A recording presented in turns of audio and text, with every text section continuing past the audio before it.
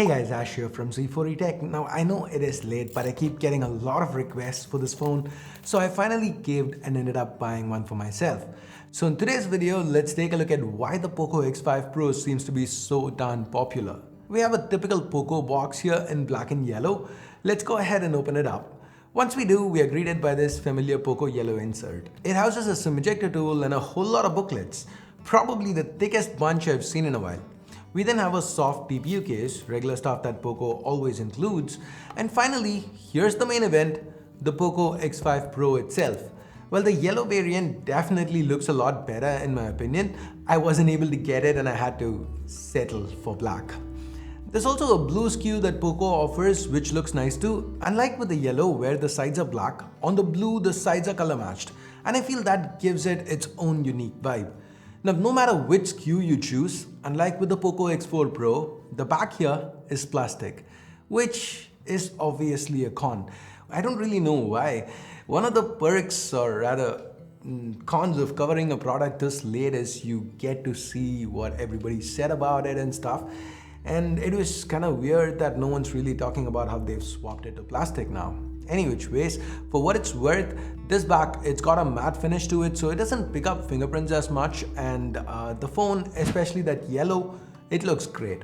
Now more on the build in a bit. Coming back to the box, we have a USB Type-A to Type-C cable with orange accents, along with a 67-watt fast charger.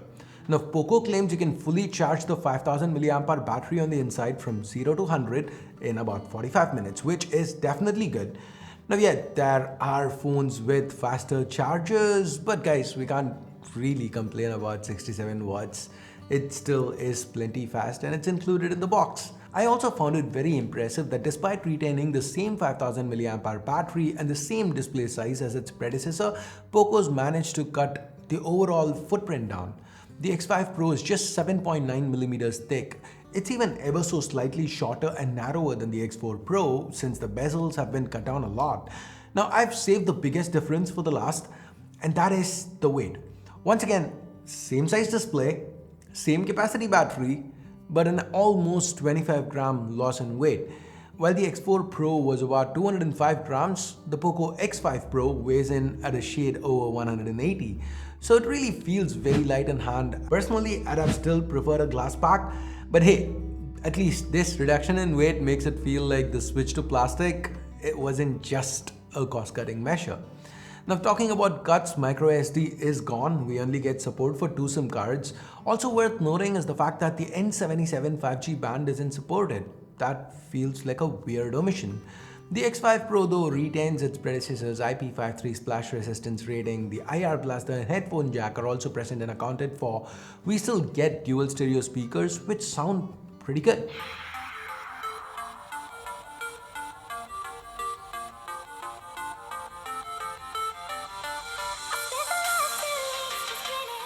While I would have really liked to see an in-display fingerprint scanner, this physical one that's built into the power key, it's not all that bad. In fact, it's quite fast and accurate. Just like face unlock via the selfie camera. This 16 megapixel selfie camera is pretty decent. Selfies turned out sharp enough with reasonably accurate skin tones. As you can see, even the dynamic range is pretty good. The edge detection can be hit or miss at times, but it's alright, I'd say. Selfie video maxes out at 1080-60. There is EIS, and I think the POCO X5 Pro has done well here. Okay, let's now talk about what surrounds that selfie camera, the display. Like I mentioned earlier, the size remains unchanged at 6.67 inches. For protection, POCO is still using Gorilla Glass 5, and this is still a 120Hz panel. But this time around though, this is a 10-bit POLED panel with support for HDR10 as well as Dolby Vision. Now, while we get something new, we also lose something: peak brightness. It's 900 nits on this guy, while the X4 Pro offered 33% more, 1200 nits. Now that's a substantial amount of brightness to lose, and it's once again super weird. Not a lot of people are talking about it. Is there something I am missing? If there is, let me know in the comments below. Anyways, even with a lower peak brightness, the X5 Pro is decently usable outdoors. Now what has improved greatly this generation is the performance on the inside. This time around, we get the tried and tested Qualcomm Snapdragon 778G SoC. It's paired with 8 gigs of LPDDR4X RAM alongside 128 or 256 gigs of UFS 2.2 storage. Now the 778G, it's a 6nm chip from Qualcomm that we've seen on a lot of devices over the past couple of years. If I remember correctly, it came out about a year and a half or 2 years back, and it's been used a lot, and it's really good here on the X5 Pro. Now I tried running a few games and the performance was excellent. The phone didn't get heated up or throttled. In fact, when I ran 3D Mark Wildlife Extreme, the stress test for stability, the stability scores after 20 minutes were really high. It was almost a straight line. So there wasn't really any change in behavior if you're pushing this phone consistently. Now with day-to-day use, the X5 Pro again had no issues. It felt very smooth and fluid as you would expect of a phone with these specs. The X5 Pro, it's running on MIUI 14, built atop Android 12. Yes. That's not me getting a fact wrong. It is actually running on Android 12, which is frankly disappointing.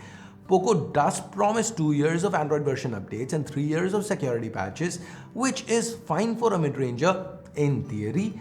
But when the phone is running on an older version of Android at launch, a version that came out about a year and a half back, then the 2 years of updates, it feels more like one, hey, we messed up, we're giving you one less, but then we're gonna update it twice, which means after the first update, we're just gonna bring you up to par, pretty much what every phone's launching with.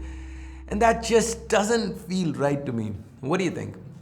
Anyways, there are a lot of pre-installed apps, but these can be uninstalled, no issues. If you've seen recent videos of the new MIUI 14 features, most of them aren't available here yet. They will be added with time though. From an optics perspective, we've got a triple camera array to the back. The primary is the same 108 megapixel Samsung HM2 sensor that we saw on the global POCO X4 Pro. I say global because in India, it got downgraded to a 64 megapixel sensor. Now the images coming out of this HM2, they seemed fine, well detailed. Of course, the sensor is shooting 12 megapixels by default, nona binning, meaning it's combining 9 pixels to 1 to make for a larger pixel size and smaller file size. Now, if you want more detail, you can select the 108 megapixel mode. With some phones we've seen, this doesn't make a lot of difference, but here the difference is pretty noticeable. Just look at the wall here. Or in this scenario, go ahead, look at the leaves. The difference in detail is easily noticeable, but do remember this is gonna cause your file size to go up 5x. Roughly 3 MB for the downsample default 12 megapixel images, 5x higher 15 to 18 megs for the full resolution 108 megapixel images. With colors though, they seem a little too boosted to me. POCO seems to have cranked up the saturation a lot. Now there is a dedicated night mode included, and even at a low light, the X5 Pro, it seems to perform decently. Now the secondary, it looks like the same sensor from the last time around, 8 megapixels. This is the ultra wide. The colors here, they are different when compared to the primary. The detail levels aren't great, but it does get the job done. It does fit more into a single frame.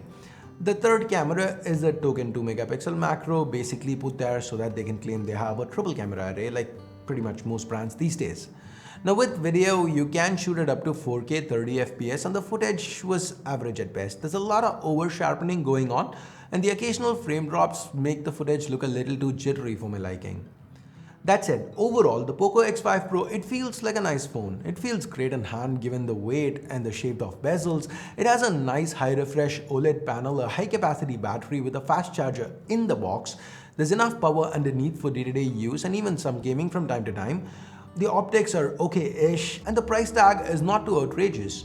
Now yes, the X5 Pro starts at 23,000 rupees, which is about 20% pricier than what its predecessor started at. But given how prices have kind of shot up for a while now, it seems to be very competitive a price for today. The lack of micro SD, the missing N77 band, the plastic back, the lower brightness peak, and the fact that this thing still runs on Android 12, these are the negatives that you need to keep in mind if you're contemplating getting this phone. Now, I'm not sure if I'm going to be doing a follow-up full review for this. Now, depending on how the response is to this video, I might not. So leave a comment down below. Let me know if you want to see that. And with that, we are at the end of this quick little unboxing and hands-on. Thumbs up, thumbs down, based on whatever you felt about the video. Also subscribe and turn on notifications by hitting that bell icon if you haven't yet. Thanks for your time. Thanks for watching. Until next time, my name's Ash. You've been watching C4E Tech, and I'm signing off for now. You guys have a great day. Bye-bye.